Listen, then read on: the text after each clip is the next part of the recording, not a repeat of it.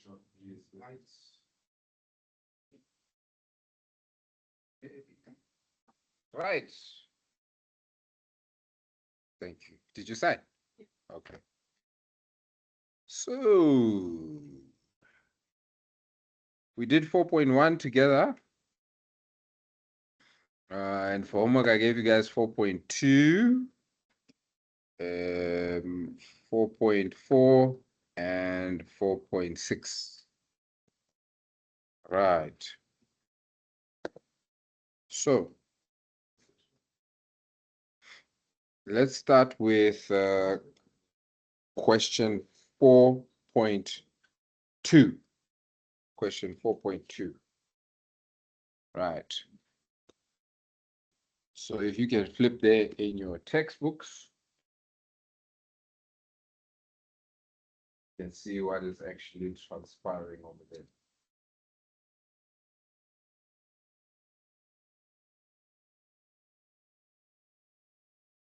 Under the required, it says determine the permanent component of the division's monthly working capital funding requirements. Then it goes on to say determine the seasonal component and average of the division's monthly working capital funding requirement. Then it goes on to say, if the division adopts an aggressive funding strategy, calculate the amount of short-term and long-term financing required to meet the working capital requirement. Also calculate the total average monthly cost of the aggressive funding strategy. Okay. Then it goes on to say, if the division adopts a conservative funding strategy, calculate the amount of short-term and long-term financing acquired to meet the working capital requirement. Also calculate the total average monthly cost of the conservative funding strategy. Discuss which strategy should be adopted by the division. Okay, so let's see what else they've given us in the question. They say the hybrid division has prepared a budget for 2005, and its working capital requirements are summarized in the following table. Okay, right? Then it says the division is deciding whether to adopt an aggressive funding strategy or a conservative funding strategy.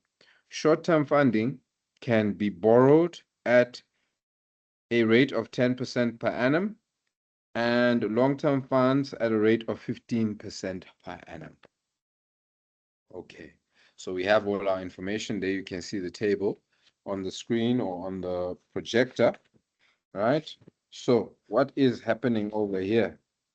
We see the budget for 2005. So the first question they're asking us there is determine the permanent component of the division's monthly working capital requirement. What is the permanent component? Does anybody remember how we find the permanent component? Yeah. The permanent component will be your minimum funding required. So if we look at that table there, which months do we have the minimum amount? January, February, and March. Okay, so our minimum funding requirement, which will then be our permanent, is then 2,250,000. Okay, because we're saying this is the minimum that we need. So therefore, if we do take up some permanent funding, it will at least meet the minimum required. So we then go to number 2, part 2, and it says determine the seasonal component and average of the division's monthly working capital funding requirement. So here, what you do is you then say the actual budgeted for each month, Need something to hold this down. The actual budgeted for each month, which is here, right? Minus our permanent, which we just said is the minimum. So obviously for January, February, and March, because it is the same as the permanent, right? Therefore, we don't need any seasonal funding. All right. Seasonal, we mean obviously as and when things come up, right? So because we're meeting our funding requirement via this permanent, we don't need anything more. But we get to April and we see 4.5 million is more than the permanent that we have. So we need another 2.25 million. Okay. And so it goes on. So 7 million minus 2.25 million. 750,000. And the next one, why is it giving me entering a whole other table?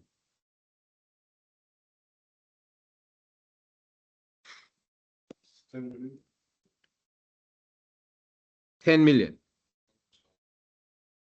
Oh, yeah, 10,050,000 minus 2.25. 2.25 million.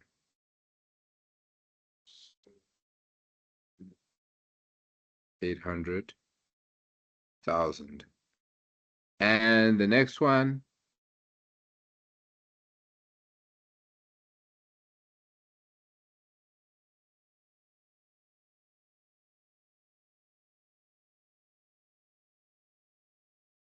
so this one then would be 11.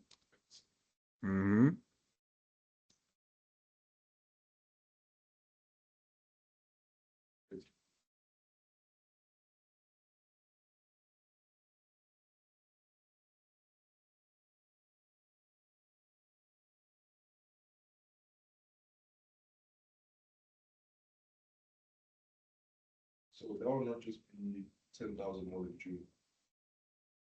Sorry? It's like September. So not just the difference of 10,000 to June. To June, yes, which is a difference of 10,000. Yeah, no problem. Then here it's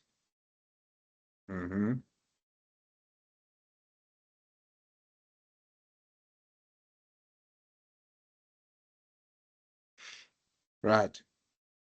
Okay, so then the next step, can you see we now know how much seasonal funding we need for each of the months where our actual budgeted is higher than our permanent. So then we say, okay, what is the total seasonal funding requirement for the whole year? And this is where you just add all of those values that we've just calculated, which then should give you 54,840. Okay. But then we don't end there. We then now need to say, what is our average monthly seasonal requirement? Okay, so you'll then say, okay, our total is this 54,840,000, right? Divided by 12 to get the average, which should give you 1,000, isn't it? Okay, so we have now found not only our seasonal component, but also the average of the divisional monthly working capital funding requirement. Okay. Then go on to the next section. And in the next section, it says, if the division adopts an aggressive funding strategy, calculate the amount of short-term and long-term funding required to meet the working capital requirement.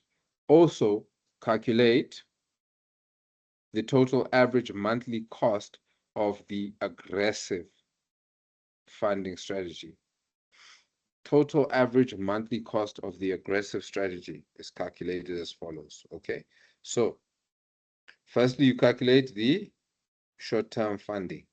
Okay, how do you do that? By looking at firstly the average monthly seasonal requirement, which is this we just calculated here.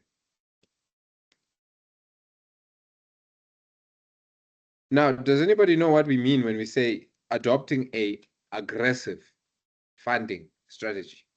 We've got two. We've got aggressive and we've got a conservative. And I'll give you a hint. We discussed these when we went through the slides, but remember, what did we say? An aggressive is one where let me just say this. Think short term or let me say permanent and seasonal. Aggressive, conservative. Just check that I'm recording. If we had to choose between permanent and short-term or seasonal for an aggressive and conservative strategy, which one would you pick? Short-term for aggressive, okay, 100%. So we're basically saying with aggressive, we're saying we will raise funds as and when we need the working capital. Does that make sense? So can you see how those are connected? Aggressive, we're in the market searching for funding whenever we need it. But conservative, we're saying, no. Let's just go and get our permanent funding, long-term funding for all our funding requirements, as opposed to, and at the end of the day, neither is wrong. You just need to ask yourself, how easy is it also to get funding? And then also, which one is more costly? Okay. But sometimes you just end up having to take the more costly one because it's hard to get funding as and when you need it. Because we must understand, if we don't have working capital, that means business stops, isn't it? So here, the next step then is to calculate the cost of short-term funding. Okay. And at the beginning of our question, they told us that short-term funds can be borrowed at a rate of 10% per annum. Okay. And long-term at 15. So here, literally, you're now just applying your 10%, which means the cost of short-term seasonal funds should be 457,000. Okay. And then you now need to calculate the average of the permanent or long-term. So we know that we said that our permanent funding, this is if we're adopting an aggressive strategy. So again, with an aggressive strategy, we're basically saying we will use permanent funding for the minimum monthly requirement, okay? And then everything on top of that or above that, we will then go and get short-term funding as and when we need it. So here you can see we've calculated the cost of the average short-term. And then we're then saying for the permanent, we said that is at 15%. And we said we're only going to get 2,250,000 for that. Okay, so then 15% of that is how much? 337,500. And if you add up this amount here and this amount here, you then should get this here to get your total cost of funds for aggressive funding strategy. So you can work out the total cost of funds on any strategy if you haven't yet done this table here. Can you see that? Because we need our average seasonal funding requirement. Can you see that? And we also need to know what is our permanent, which is based off of the minimum, which we know is those three there. Okay. So just be mindful of that for your test 2. Then the next part says, if the division adopts a conservative funding strategy, calculate the amount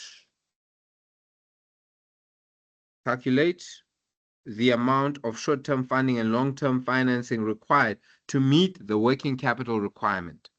Also calculate the total average cost of the conservative funding strategy. So if we say, no, money is not available, or let's just see what it costs us to do a conservative funding strategy.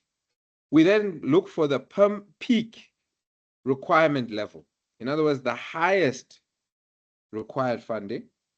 So in this case, it is this, what we got in August here. That's the highest, that's the peak level.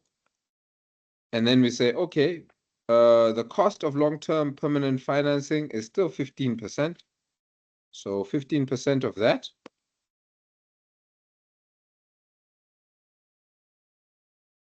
$325,000. And so you can see there is a huge difference.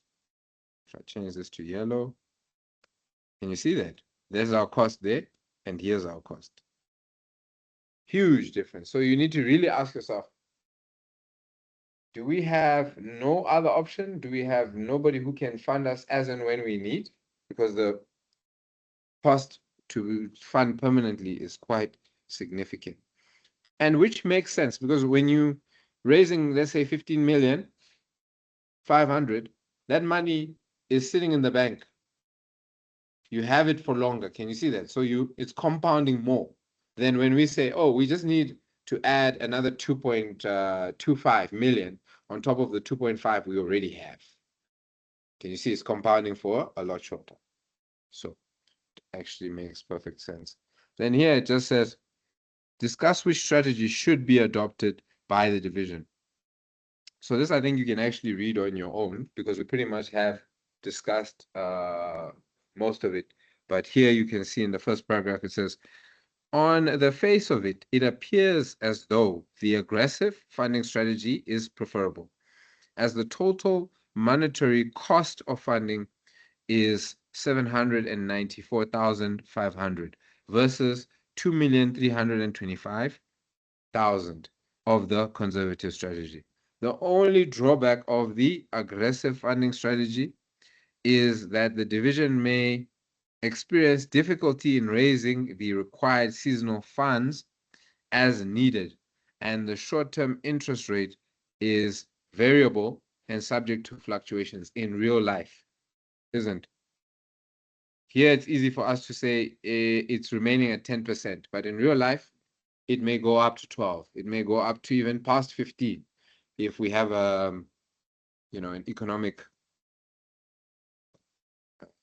sudden economic change in events. So that is 4.2. Any questions there? You'll see a lot of the exercises in Unit 4. You just need to go and practice them and understand the flow of what's happening. You will see in 4.4, I actually did things different from the way in which they actually did them in your book, because I feel like it follows the example a lot better.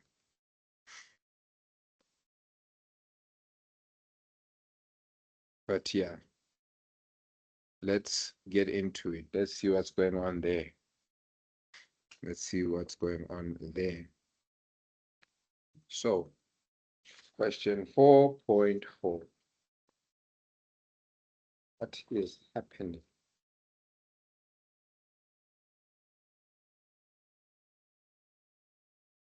So in question 4.4, under the required, it's saying, using the information provided, determine whether or not the company should relax its credit policy. Okay, so we're trying to determine, should we relax our credit policy or not? Okay, so let's get more context. Avoni Pty Ltd is contemplating relaxing its credit standards in order to boost its sales volume and profitability. The financial manager has compiled the following information about the current credit standard. Okay, so units sold per annum, you've got 800,000 there. Selling price per unit, 3 Rand 50.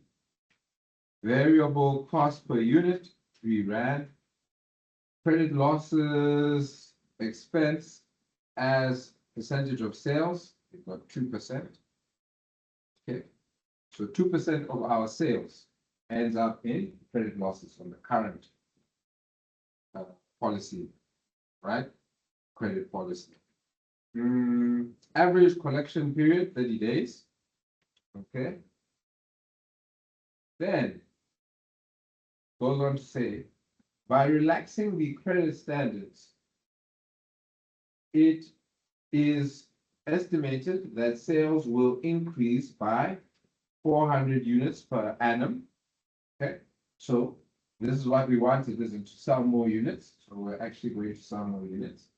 All right, but let's see if that results in positive profits. Okay, the average collection period will increase by 10 days, which makes sense. We're selling more on credit, so it should cost us. It should take our debtors longer to pay us back.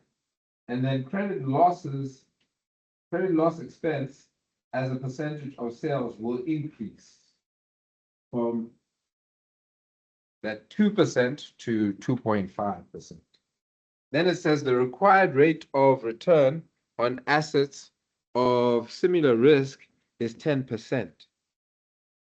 There are 365 days in the year. Okay, so we know that we are going to be paying 10% or calculating 10% interest on this. So now that we've read all the information, to find out whether relaxing our credit policy is a good idea or not, you have to compare. Are we making more money? Is there more of a benefit if we stick to our current credit policy, or do we make more as a result of adjusting our credit policy or adapting a new credit policy? So the first thing you want to calculate is your contribution. Now remember, what did they say? They said we will sell an additional 40,000 units. The selling price did not change. It's still what? 3 Rand, huh? Isn't it? 3 Rand 50. Okay, so, oh, I forgot. And then we are supposed to minus the variable cost. So let's actually 3 Rand 50 minus, what's the variable cost? 3 Rand. Okay, so we can, yeah. Okay, let me just write it out. Okay, so that's how you then get that 20,000. Okay, then we want to calculate the change in credit losses. So are we going to have more credit losses or less credit losses? So our sales, right, is on 800,000 units. Am I right? Currently.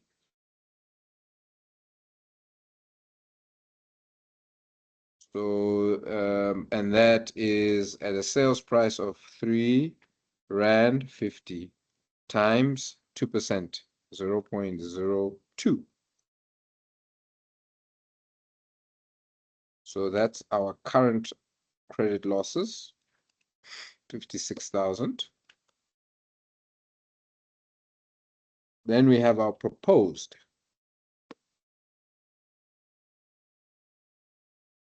So with our proposed, we are then saying, here we're going to have 840,000. Okay, and we're going to have 2.5%, isn't? So, okay, so that's how much we should be getting.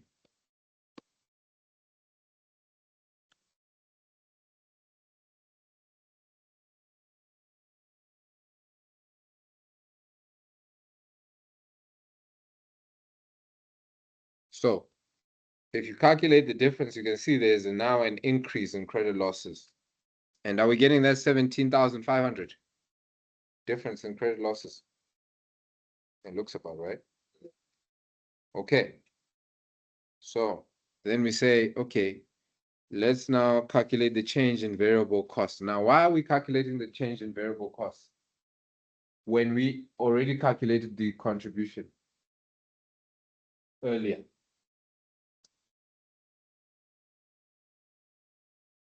I'll give you a hint. Look at step 5. What's the formula there? Total variable cost divided by accounts receivable turnover. So we need to have your total variable cost before we can calculate what? Our average investment in accounts receivable. All right. And there's different ways to calculate this. So be very careful. You must study the different formulas. There's, I think, about 3 of them, or at least 2 in your textbook. Okay. Because you don't know what information you'll see in the last question that we do. It's they calculate it in a different way based off of the information given. So here, our annual sales again is 800,000 times our variable cost, we said, is 3 rand, which then gives us, I think that should be 2,400,000.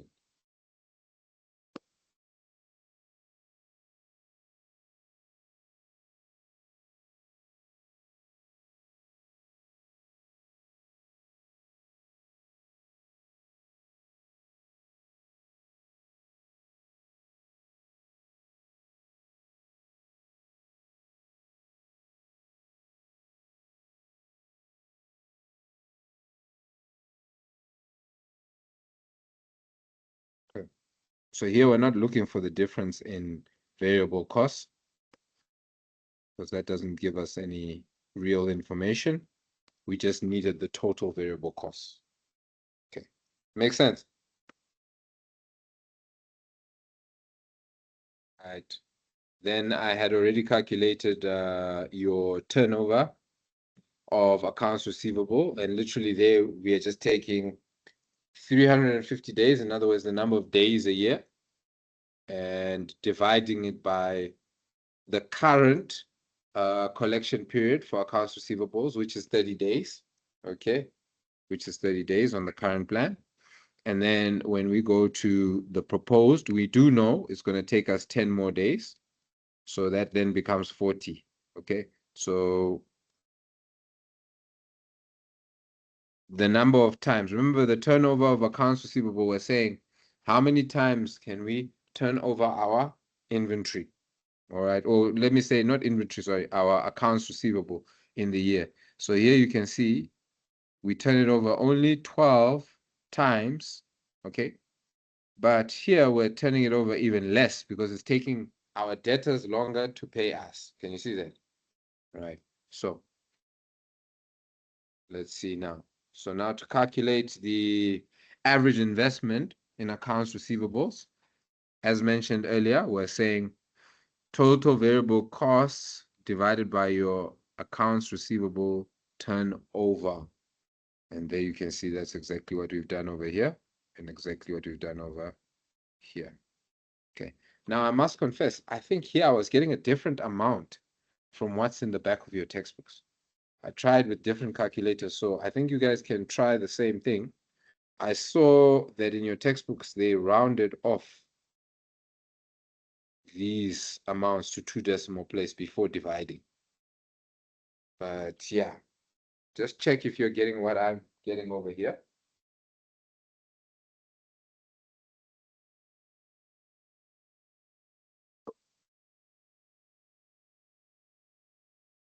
Are you getting these amounts? You're getting the same amounts, okay? Yeah, I tried on my computer, I tried on my PC as well, so I figured no, maybe there's something wrong there. Okay. So you then take those amounts and you then say, what is the cost of investment in accounts receivable? And this is now when we bring in the 10% interest, because we've got the amount, right, of investment into our accounts receivables. that which we just calculated, these amounts here, and then we're saying plus 10% interest. Okay, so here you can see the investment is higher for the proposed plan, okay, which makes sense. We now have more debtors, right? So it should require more investment, all right, into our accounts receivables. So the increased investment is then the 7,880 69 cents.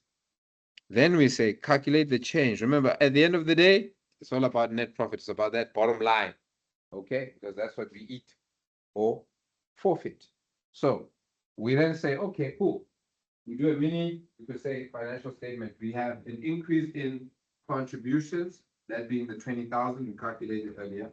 But then we also have an increase in credit losses, which we know is an expense. So that's going to come off of our profits.